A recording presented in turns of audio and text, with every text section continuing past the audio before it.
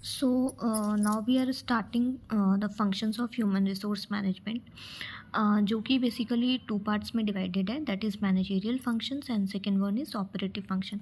तो क्योंकि अभी मैं ह्यूमन रिसोर्स मैनेजमेंट डिस्कस कर रही हूँ, तो मैं अभी मैनेजेरियल फंक्शंस को अभी मैं ड्रॉप कर रही हूँ। मैं इसे मैनेजेरियल जो फंक्शंस का जो प्रॉपर जो मैं क्लास लूँगी उसमें मैं बताती हूँ आपको। एंड अभी मैं ऑपरेटिव फंक्शंस ऑनली डिस्कस कर रही हूँ, ओवरव्यू मैं कर रही हूँ बेसिकली। एंड इसके जो बाकी के जो पॉइंट वाइज हैं ये मैं एक ही क्लास में करके वो मैं आपको सॉल्व कर दूँगी।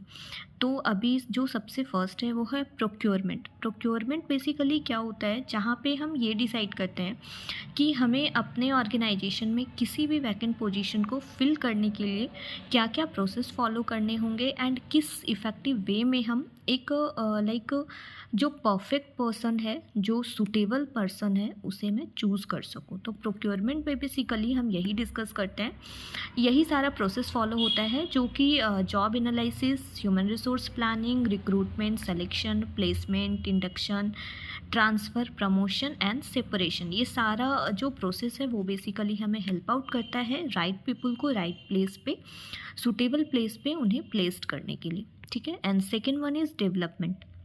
डेवलपमेंट में बेसिकली ये होता है कि जो भी हमारे एम्प्लॉय हैं, ऑफ कोर्स वो आपके ऑर्गेनाइजेशन में वर्क कर रहे हैं, तो ये आपकी रिस्पॉन्सिबिलिटी बनती है, ह्यूमन रिसोर्स डिपार्टमेंट की ये रिस्पॉन्सिबिलिटी है कि आप उनके डेवलपमेंट पे भी फोकस करें। तो उसके लिए हमें उनके किसी भी एम्प्लॉय के डेवलपमेंट के लिए हमें उनका परफॉर्मेंस जो है वो रिव्यू करना होगा, उन्हें ट्रेंड करना होगा, उन्हें एग्जीक्यूट करना होगा, उन्हें कैरियर प्लानिंग या फिर डेवलपमेंट जैसे कुछ ऑप्शंस देने होंगे, तभी तो हम उनके भी करियर में ग्रोथ या फिर उनका जो लाइफस्टाइल है वो डेवलप कर पाएंगे।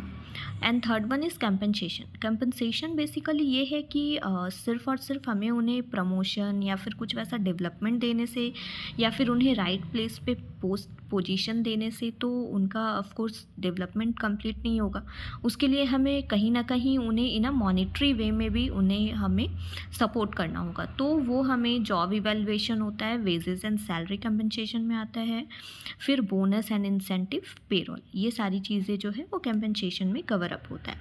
Fourth one is integration. Integration is not only monetary benefit, also कोई भी एम्प्लॉय जब आपके ऑर्गेनाइजेशन में वर्क करता है तो दे एक्सपेक्ट कि अपार्ट फ्रॉम मॉनिटरी उन्हें non monetary benefits and also उन्हें मेंटल स्टेबिलिटी भी मिले।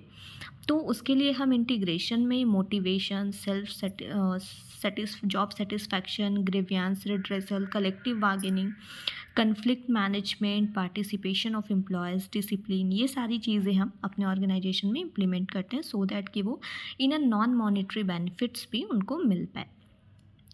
And fifth one is maintenance. Maintenance is nothing like maintenance is a kind of social welfare or we can say employee welfare, जिसमें कि हम basically क्या होता है कि अपार्ट फ्रॉम मॉनिटरी और नॉन मॉनिटरी बेनिफिट के हम कुछ एडिशनल बेनिफिट्स देते हैं अपने एम्प्लॉय को, सो दैट कि एक ऑर्गेनाइजेशन के लिए अपने एम्प्लॉयज़ को रिटेन करके रखना भी ईजी हो।